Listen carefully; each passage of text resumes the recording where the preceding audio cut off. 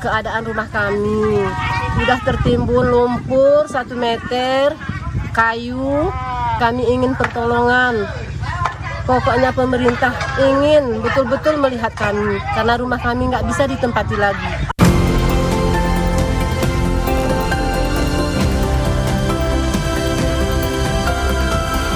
Usai diterjang bencana yang meluluh lantahkan sejumlah wilayah di Sumatera, kini kehidupan masyarakat harus tetap berjalan. Saat ini, hunian bagi warga terdampak bencana menjadi salah satu yang paling dibutuhkan. Menteri Koordinator Pembangunan Manusia dan Kebudayaan Pratikno bilang sebanyak 1.050 unit hunian sementara telah selesai dibangun di sejumlah wilayah terdampak bencana di Sumatera.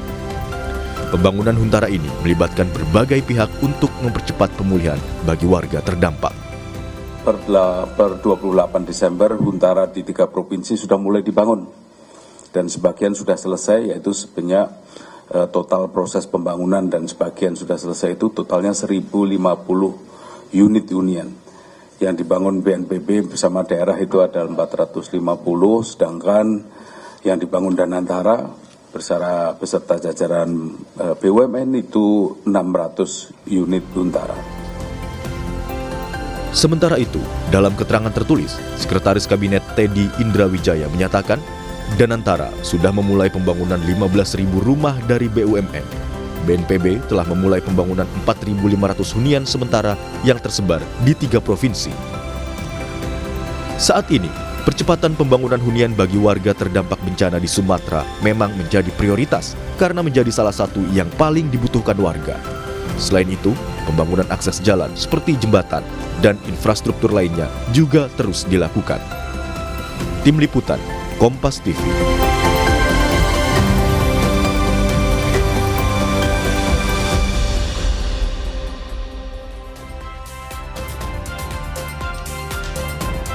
Saya Distila Rasati masih menemani Anda dalam Sapa Indonesia Pagi. Saudara, selain akses jalan dan juga infrastruktur lainnya, pembangunan hunian bagi warga terdampak bencana di Sumatera terus dikebut. Pembangunan Huntara ini melibatkan berbagai pihak untuk mempercepat pemulihan bagi warga terdampak.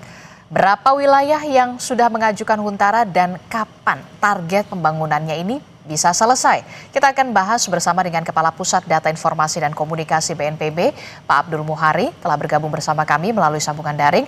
Dan kami juga berusaha untuk terus menghubungi dari Komisi 5 DPR, anggota Komisi 5 DPR, untuk menambah perspektif kami dalam dialog kita di pagi hari ini. Tapi saya akan sapa dulu Kapus Datin dan juga Komunikasi BNPB, Pak Abdul Muhari, yang sudah bergabung bersama kami. Selamat pagi, Assalamualaikum Pak Muhari. Selamat pagi, waalaikumsalam Mbak Adisti. Iya, Pak Muhari, kami ingin update dulu. Jadi data yang terbaru dari pemerintah pusat, berapa hunian sementara yang sudah dibangun di Aceh, Sumatera Utara dan juga Sumatera Barat. Dan informasinya ada ratusan Huntara yang nantinya akan diresmikan oleh Presiden Prabowo pada 1 Januari 2026. Benarkah demikian? Ya, saat ini secara serempak, secara paralel, ini hampir separuh dari kabupaten kota terdampak itu sudah mengajukan daftar nama dari warga calon penerima Huntara dan juga calon penerima DTH. Jadi sebelumnya Mbak Adisti, kami jelaskan bahwa ada warga saudara-saudara kita yang di lokasi terdampak ini yang membutuhkan hunian sementara karena memang tidak ada tempat lain untuk tinggal sementara. Tetapi juga ada saudara-saudara kita ini yang mengajukan atau tidak ingin di Huntara. Nah, untuk mereka yang ingin di Huntara, ini yang sedang kita kejar pembangunan hunian sementara ini di Aceh. Ada 9 kabupaten kota yang sudah memulai pembangunan, kemudian di Sumatera Utara itu ada 5 kabupaten kota yang sudah memulai pembangunan, dan di Sumatera Barat itu ada 7 kabupaten kota yang sudah memulai pembangunan. Artinya ini secara paralel berjalan dengan target selesai yang bervariasi. Ada yang kita kejar di akhir Desember untuk unit di bawah 300 unit. Ada yang di minggu pertama dan minggu kedua Januari untuk unit antara 1.000 hingga 3.000 unit, Mbak Desti.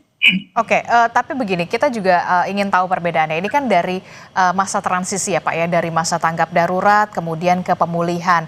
Nah, di masa pemulihan, fase pemulihan ini pemerintah pusat sedang mengkebut dalam tanda kutip untuk hunian sementara. Nah, kami ingin juga mengetahui apa sebenarnya perbedaan yang bisa dilihat secara kasat mata oleh masyarakat. Perbedaan nantinya hunian sementara dan juga hunian tetap yang nantinya akan juga dibangun oleh pemerintah pusat. Ya, untuk hunian tetap tentu saja ini nantinya sudah sifatnya permanen ya. Artinya untuk menyelesaikan hunian tetap ini itu butuh waktu yang lebih lama. Kita ambil contoh misalkan dari estimasi awal kita itu Aceh Tamiang itu ada sekitar nanti 12 hingga 13 ribu rumah yang perlu untuk dibangun kembali. Nah, untuk mengejar hingga 13 ribu rumah hunian tetap yang sudah artinya sudah permanen dan rumah yang akan kita bangun untuk hunian tetap ini adalah rumah yang tahan bencana, tentu saja waktu. Nah, sementara nanti kelengkapan lahan dan seterusnya ini disiapkan, tentu saja saudara kita yang saat ini terdampak tidak mungkin terus-terusan tinggal di tenda. Inilah kemudian antara jeda ini kita bangunkan hunian sementara yang kita targetkan selesai dalam 2 bulan ini. Oke, terkait dengan hunian tetap yang memang akan ada fasenya dilakukan oleh pemerintah pusat. Bagaimana dengan wilayah-wilayah yang memang sudah tidak bisa lagi untuk ditinggali begitu? Kita lihat di Aceh Tamiang dan juga beberapa wilayah yang dalam tanda kutip sini sudah red zone begitu ya, sudah tidak mungkin lagi untuk bisa dihuni begitu oleh warga yang terdampak. Bagaimana proses relokasi mereka untuk penghidupan mereka yang rata-rata mereka ini berpenghasilannya ini dari pertanian begitu, lahan pencariannya? Konsep dasar dari relokasi ini tidak hanya memindahkan orang, tetapi memindahkan hidup dan penghidupan. Betul. Artinya konseptual dari relokasi ini nantinya tidak hanya membangunkan kembali pemukiman, tetapi membangun kembali seluruh kawasan yang terdampak lengkap dengan infrastrukturnya yang lebih baik. Nah, ini ada 2 nanti Mbak Adisti. Di beberapa tempat ini cakupan daerah yang terdampak ini hampir mencapai mungkin sekitar 50% dari kawasan terbangun atau kawasan yang merupakan pusat aktivitas saat ini. Nah, tentu saja nanti ada untuk pemukiman yang kita relokasi, artinya tidak mungkin kita membangun pemukiman di tempat yang sudah terdampak bencana, karena bencana ini sekali dia terjadi di masa lalu pasti dia akan terjadi lagi di masa depan. Tetapi justru kita juga akan melihat perencanaan pembangunan kembali daerah terdampak ini kan juga akan mengulang kembali pembangunan infrastruktur keairan yang lebih baik, misalkan alur sungai, drainase primer dan seterusnya. Untuk tempat-tempat yang nanti memang akan kita bangun secara keseluruhan, artinya drainasenya juga akan kita rancang lebih tahan banjir bila diulang lebih lama dan seterusnya. Ada daerah-daerah nanti yang akan kita bangun ulang di tempat yang sama tetapi dengan infrastruktur keairan yang lebih baik. Ada daerah-daerah mungkin tidak akan bisa kita bangun lebih baik dengan kondisi saat ini. Itu kita kasih. Oke, saya ingin tahu juga berarti untuk Huntara ini targetnya berapa lama untuk bisa diselesaikan seluruh Huntara, baik itu di 3 provinsi ya, untuk Huntara, untuk fase pertama ini, Pak Muhari? Untuk fase pertama ini harapan Bapak Presiden itu sebelum bulan Ramadan ini seluruh warga terdampak yang memerlukan Huntara itu sudah pindah ke Huntara. Oke, jadi sebelum bulan Ramadan ini targetnya sudah bisa rampung ya untuk seluruh Huntara. Jadi total untuk Huntara di 3 provinsi ini berapa Pak? Beragam. Jadi yang paling banyak itu Aceh, ada sekitar mungkin kalau estimasi awal kami itu dari jumlah bangunan yang terdampak sangat parah, artinya rusak dan hanyut, kemudian dengan perbandingan warga yang mengajukan Huntara atau mengajukan DTH itu sekitar 20 ribuan unit. Oke, kalau untuk Aceh itu 20 ribuan lebih karena memang Provinsi Aceh adalah wilayah yang cukup terdampak di bencana banjir dan juga longsor di kemarin beberapa bulan yang lalu di November. Lalu untuk fase selanjutnya, untuk hunian tetap, ya kan? Hunian tetap ini setelah hunian sementara sudah rampung, fase selanjutnya hunian tetap. Nah, kapan akan dimulai untuk hunian tetap ini? Apakah pertengahan 2026 atau seperti apa? Saat ini kita sedang menyusun dokumen yang namanya R3P, Mbak Adisti. Ini rencana pembangunan pasca bencana. Nah, di dalam dokumen ini tertuang, ini akan menjadi buku putihnya rekonstruksi kawasan. Ini tertuang berapa rumah yang akan kita bangun, kapan kita bangun, kemudian infrastruktur apa saja, dan seterusnya. Ini untuk rencana dokumen ini sedang berjalan dibangun dengan target kita di minggu pertama Januari itu sudah selesai. Sehingga nanti target jangka pendek, jangka panjang, jangka menengah dari konstruksi kawasan ini itu bisa kita lakukan. Tapi intinya mungkin saya akan bicara penting. Untuk Huntara itu maksimal akan kita selesaikan dalam 3 bulan, termasuk yang paling banyak ya, yang mencapai unit 15.000 dan seterusnya. Dengan harapan tentu saja lebih dari 75% itu sudah selesai di tengah Februari. Kemudian berjalan dengan asesmen terhadap kondisi yang lahan yang sudah diusulkan oleh daerah yang saat ini kita akan pastikan benar-benar dari sisi clean and clean dari status hukumnya, kemudian aspek kebencanaannya. Nah, kalau ini sudah selesai, pembangunan huntap juga sudah akan kita lakukan. Karena berjalan di beberapa lokasi, Mbak Adisti, untuk daerah-daerah yang jumlah unit rumah rusak beratnya itu tidak terlalu banyak, kita tidak pakai huntara, tetapi langsung huntap. Tetap. Untuk beberapa di Sumatera Utara, itu dia tidak memakai huntara karena memang estimasi kita dengan membangun huntap itu juga selesainya akan sama dalam 2 bulan ke depan. Sehingga ini langsung huntap. Huntara ini kita bangun hanya untuk yang jumlah rumah rusaknya itu di atas 1.000 unit atau di atas 2.000 unit. Sehingga mungkin butuh waktu agak lama kita mempersiapkan hunian tetapnya.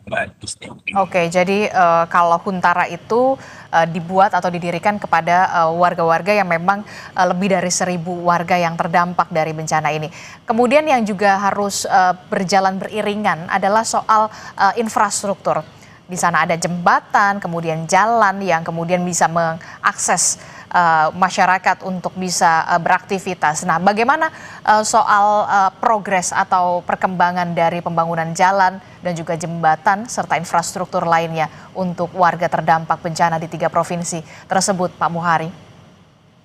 Ya, untuk penanganan jalan dan jembatan, ini ada 2 kriteria pengelolaan yang kita kejar saat ini dan sudah mencapai 90%, itu adalah jalan dan jembatan nasional. Artinya jalan dan jembatan yang menghubungkan provinsi ke provinsi dan kota kabupaten di dalam provinsi. Ini Sumatera Barat, alhamdulillah ini sudah bisa dibilang 99%, hanya tinggal satu akses dari Kota Padang ke Bukit Tinggi melalui jalur alternatif di Malala yang sedang saat ini masih terus dikerjakan dengan presentasi 95%. Untuk Sumatera Utara itu relatif sudah terhubung semua.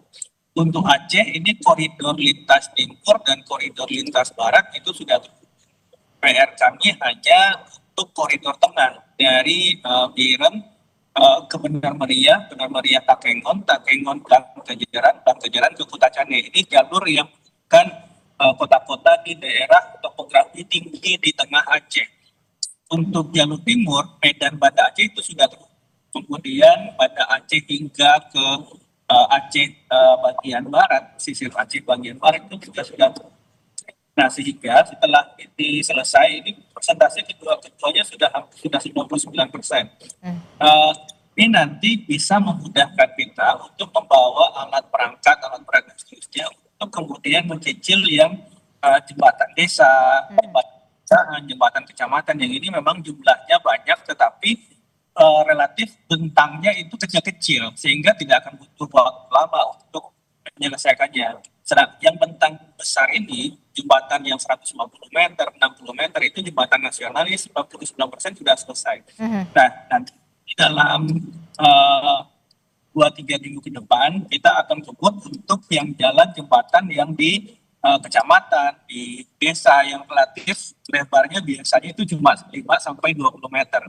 Jadi kita akan kebut sehingga kita harapkan memang di untuk jalan jembatan nasional itu akhir Desember sudah selesai, 100%. Oke.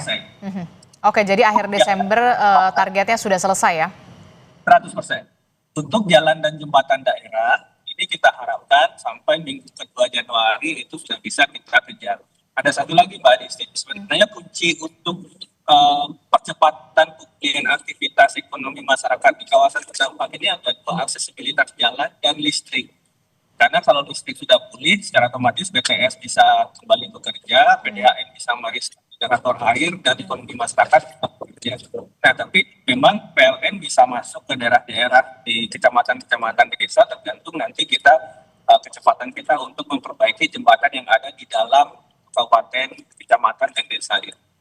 Oke, percepatan terus dilakukan terhadap pemulihan dari akses. Salah satunya adalah jalan dan juga jembatan supaya juga aktivitas pendistribusian bantuan juga bisa optimal dilakukan, termasuk juga soal PLN di sana dan juga BTS di sana untuk akses komunikasi, jaringan komunikasi yang bisa segera dipulihkan kepada wilayah-wilayah yang saat ini masih terkendala. Nah, Pak Muhari, kita juga akan berbincang bersama dengan Bu Dwi Korita yang merupakan pakar dari geologi dan mitigasi bencana Universitas Gadjah Mada, Yogyakarta. Selamat pagi, Bu Dwi Korita. Selamat pagi, Assalamualaikum warahmatullahi wabarakatuh. Waalaikumsalam warahmatullahi wabarakatuh. Di sini juga ada Pak Muhari melalui sambungan daring, Pak Bu Dwi Korita. Saya ingin tahu Bu Dwi Korita, ini kan kalau kita lihat tadi penjelasan dari Pak Muhari, saat ini untuk Huntara juga saat ini sedang dilakukan pembangunannya, termasuk juga hunian tetap. Nah, ada catatan dari Anda soal pembangunan hunian tetap, di mana wilayah-wilayah yang memang sudah tidak bisa ditinggali. Apa saja yang menjadi catatan dari yang harus diperhatikan oleh pemerintah pusat, Bu Dwi Korita, untuk masa pemulihan ini? Iya, jadi yang perlu diperhatikan adalah memastikan, insya Allah itu pasti sudah ya, memastikan bahwa lokasi hunian tetap itu bukan merupakan lokasi yang akan terkena periode ulang banjir bandang. Oke. Karena banjir bandang itu proses yang berulang. Seberapa lama pengulangannya tergantung tingkat kerusakan lingkungan yang ada di hulu. Sebelumnya tahun 2003 periode ulangnya 50 tahunan. Tapi tahun 2025 ini periode ulangnya tinggal 22 tahunan. Karena lahannya semakin terbuka. Berarti ke depan periode ulangnya bisa kurang dari 22 tahun, sehingga ini Huntap itu mau dirancang untuk berapa tahun. Nah, kemudian setelah paham tentang memastikan tidak akan terdampak, nah tetap perlu dipasang sistem peringatan dini. Sistem peringatan dini banjir bandang, bukan peringatan dini cuaca. Sekarang yang ada itu baru peringatan dini cuaca. Bukan peringatan dini banjir bandang. Nah, itu yang perlu disiapkan. Dan berikutnya, karena itu hulu itu sangat aktif. Itu kan patahan Sumatera ya, pegunungan Bukit Barisan. Gempa-gempa ini terjadi terus. 20 hari sebelum kejadian, setiap hari itu terjadi gempa-gempa. Apa peran gempa itu? Merontokkan lereng-lereng bukit. Pegunungannya rontok, mengakibatkan longsor-longsor, dan longsor itu embrio banjir bandang. Apabila hujan lebat, longsor-longsor itu membendung air hujan dan akhirnya jebol menjadi banjir bandang. Solusinya adalah buat check dam. Atau ada pemeliharaan hulu, daerah hulu das itu perlu selalu dicek, diinspeksi, agar endapan longsor-longsor itu selalu disudet atau dibersihkan, kalau tidak menjadi banjir bandang lagi. Nah, PU Balai Wilayah Sungai itu sudah sangat terbiasa mengelola itu. Tapi tetap harus ditetapkan ya, itu cek dam di Gunung Merapi, di Gunung Marapi. Di Indonesia sudah banyak itu diterapkan, bukan sesuatu yang istimewa dan sulit. Namun tetap harus dilakukan. Sehingga selain sistem peringatan dini banjir bandang khusus, juga perlu adanya mitigasi untuk mengurangi sedimen-sedimen yang memicu banjir bandang. Misalnya dengan cek dam atau inspeksi rutin di Sudet ya. Endapan itu kalau diturunkan ke bawah dengan terkontrol atau dibersihkan itu akan mencegah terjadinya banjir bandang. Demikian Mbak. Oke, Bu Dwi Korita, mohon maaf untuk kamera zoom-nya atau daringnya mungkin bisa dibuka begitu, jadi kami bisa lebih leluasa untuk bisa melihat Bu Dwi Korita.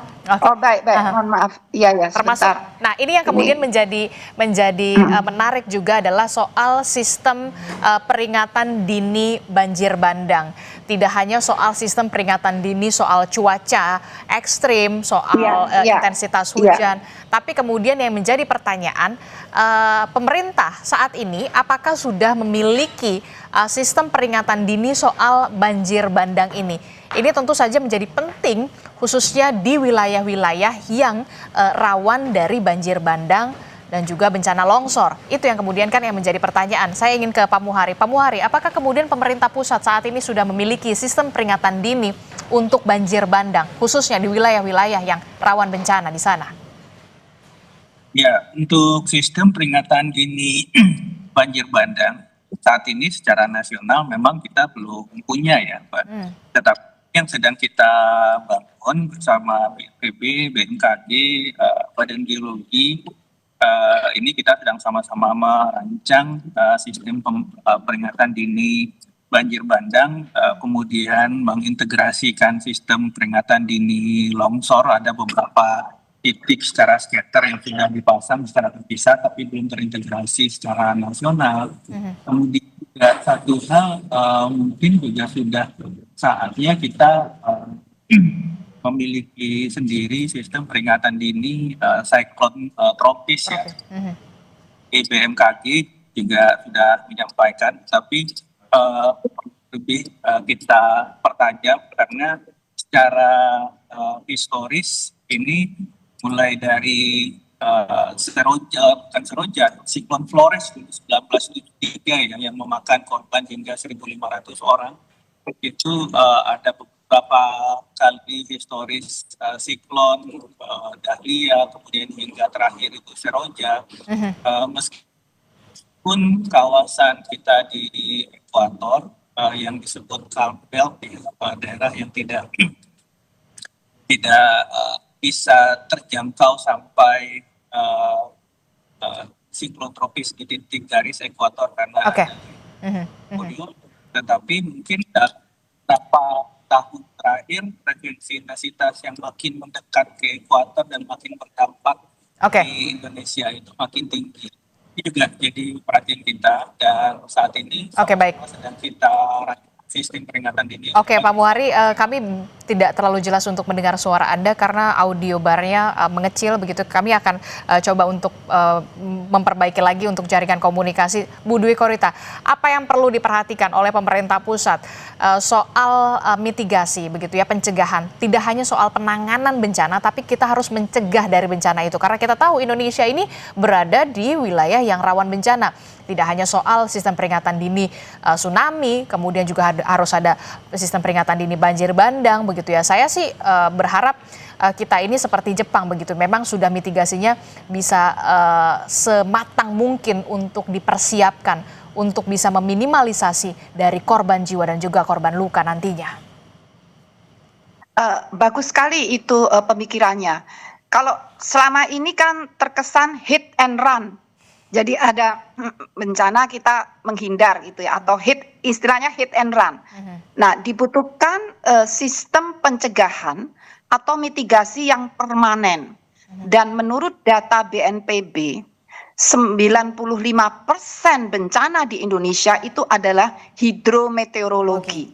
Jadi kalau hidrometeorologi ini bisa dicegah, itu otomatis mencegah 95%. Dan dari berbagai studi dan pengalaman di lapangan, hidrometeorologi itu selalu berkaitan dengan kerusakan lingkungan. Selalu. Jadi bukan badai tropisnya, tapi kenapa badai tropis menjadi seperti itu? Itu juga karena kerusakan lingkungan. Ujung-ujungnya kalau dirunut ya, root problemnya itu kerusakan lingkungan. Jadi pencegahan yang permanen itu adalah segera urgent perbaiki kerusakan lingkungan, hindari pembukaan lahan. Itu kalau tidak ingin hit and run. Dan paralel dengan itu, sebenarnya banyak yang sudah dilakukan BNPB dan berbagai pihak ya, sudah melakukan pemetaan ya, tata ruang. Cuma persoalannya pemetaan itu untuk memetakan zona-zona bahaya yang harus dihindari untuk hunian itu sudah sebetulnya udah sejak puluhan tahun ya. Mungkin semasa Pak Abdul Muhari dan saya masih SMA aja udah ada itu ya. Persoalannya apakah diterapkan petanya itu untuk menyusun tata ruang yang berkelanjutan. Jadi tata ruang selain pemulihan lingkungan, tata ruang itu mutlak. Dan diterapkan dengan law enforcement. Benar-benar ketat. Kalau dilanggar, itu yang menghukum adalah alam. Jadi banyak zona yang terkena bencana itu adalah zona yang tata ruangnya salah, lingkungannya rusak. Kemudian baru kita berpikir yang sudah dijalankan selama ini, bagaimana ada sistem peringatan dini, kemudian ada tadi mitigasi, misalnya ada cek dam, ada teknologi diterapkan ya. Semuanya paralel sebetulnya bisa, tidak harus urut ya. Tapi yang nomor satu itu adalah lingkungan dan tata ruang serta edukasi literasi. Di Jepang barangkali Pak Abdul Muhari sudah paham sekolah di sana ya. Di sana itu edukasi tentang kebencanaan sudah dilakukan sejak lebih dari 100 tahun yang lalu. Jadi sudah turun-temurun beberapa generasi. Jadi sudah otomatis terbiasa. Bahkan mereka yang lolos dari bencana, dari studi yang ada diketahui 95% lebih yang selamat dari bencana. Karena kalau tidak menolong dirinya sendiri, ya ditolong keluarganya atau ditolong orang lewat atau tetangganya. Bukan karena ditolong oleh pemerintah. Artinya apa? Mereka itu sudah sangat paham dan mandiri cara menolong dirinya. Dan itu sangat signifikan mengurangi, mencegah terjadinya korban jiwa. Jadi itu tadi nomor satu adalah lingkungan, 1ABC itu lingkungan, tata ruang, dan edukasi. Nah berikutnya itu tadi ada mitigasi dengan teknologi ya, dan ada langkah-langkah sistem peringatan dini dan seterusnya. Dan ada gladi evakuasi itu bagian dari edukasi. Di kita di Indonesia BNPB ini sudah melakukan gladi evakuasi setiap tahun itu secara nasional. Masa di bulan tertentu, kalau nggak salah Oktober ya Mas ya, ada setiap bulan. Dan di daerah-daerah ada mereka lakukan minimal setahun juga sekali. Jadi ada beberapa kali setahun ya, tadi nasional ada yang lokal ya. Itu sebaiknya sekarang coba setiap bulan. Bisakah itu? Nah kalau bisa setiap bulan itu benar-benar akan skillful, akan cekatan menolong dirinya sendiri, udah tahu jalur evakuasinya kemana, tempat yang aman di mana, rambu-rambunya udah tahu, petanya udah ada, dan apa yang harus disiapkan, yang dibekal untuk evakuasi apa saja. Demikian Mbak. Oke, termasuk juga ini menjadi kerja panjang begitu ya, tidak hanya soal setahun 2 tahun, tapi kemudian juga kerja panjang soal edukasi, teknologi, termasuk juga soal anggaran yang memang harus didukung oleh anggaran, itu penting. Terakhir saya ke Pak Muhari. Pak Muhari, 3 poin yang kemudian saat ini tengah dilakukan oleh BNPB soal pemulihan Huntara dan juga hunian tetap untuk saudara-saudara kita di 3 provinsi. Ya, saat ini kita memang sedang mengejar pembangunan Huntara, dan kita harapkan memang sesuai harapan Presiden itu sebelum bulan Ramadan sudah selesai. Dan untuk mereka yang tidak memilih di Huntara, Mbak Desti, ini kita sudah siapkan dana untuk hunian 600.000 per kakak per bulan, biaya sewa rumah dan seterusnya. Dan ini sudah bisa dibayarkan itu di minggu ini, Mbak Adisti, sebanyak 16.000 kakak di 3 provinsi. Ini bertahap, tidak hanya 16.000 kakak ini. Nanti setelah ada pembaruan data dari pemerintah daerah, kita tambahkan lagi tahap 2 sehingga benar-benar nanti baik saudara-saudara kita yang pindah ke utara maupun tidak memilih di utara itu hak-haknya bisa kita bayarkan semua, Mbak Adisti. Oke. Terakhir Bu Dwi Korita untuk poin rekomendasi untuk pemerintah pusat, singkat saja. Ini karena Huntara dan Huntap sudah dibangun, mohon sistem peringatan dini diperkuat dan lingkungan segera dipulihkan agar para penghuni itu lebih terjamin keamanannya untuk menghindari bahaya banjir bandang susulan. Demikian, terima kasih. Oke, baik, terima kasih Bu Dwi Korita Karnawati telah bergabung bersama kami dan juga ada Kapus Datin dari Komunikasi BNPB, Pak Abdul Muhari juga terima kasih sudah bergabung bersama kami. Sehat selalu Bapak dan juga Ibu. Selamat pagi. Assalamualaikum. Selamat pagi Pak Abdul Muhari dan Mbak.